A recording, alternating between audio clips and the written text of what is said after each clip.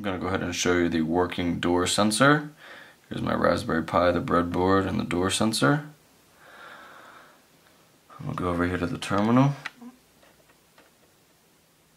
I have not started the web server yet, so I'm going to go ahead and start the web server, Flask.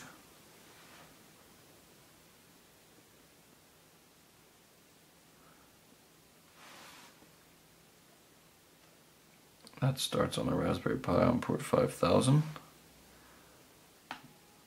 I'm going to go over to the Pi Home Control project. I'm going to do a status of the door sensor daemon. See that it is not running. I'm going to go ahead and start it.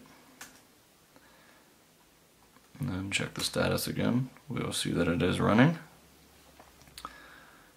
Go ahead and open up our web browser here and load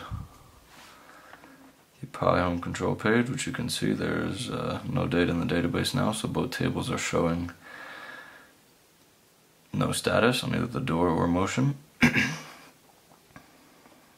going to go ahead over here to the door, and I'm going to go ahead and open the door. So watch the sensor here. The door is opened.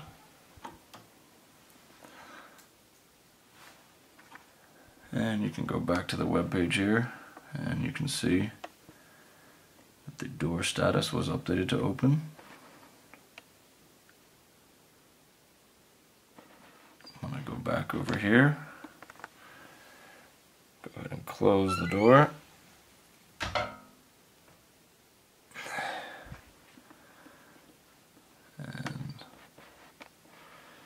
You can see that it went to closed and then opened again because it actually just popped open as I was closing it.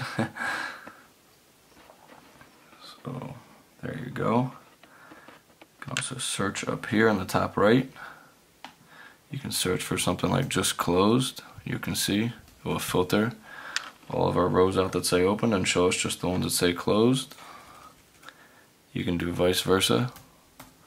Just look for ones that are open. So you can pretty much search for anything in the table, the date, the time, the status.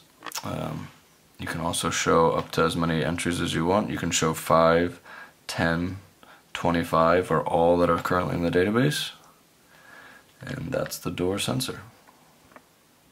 You can also see in my Gmail tab in our web browser that I just got an email from Web Home Control showing me the status that the door has changed.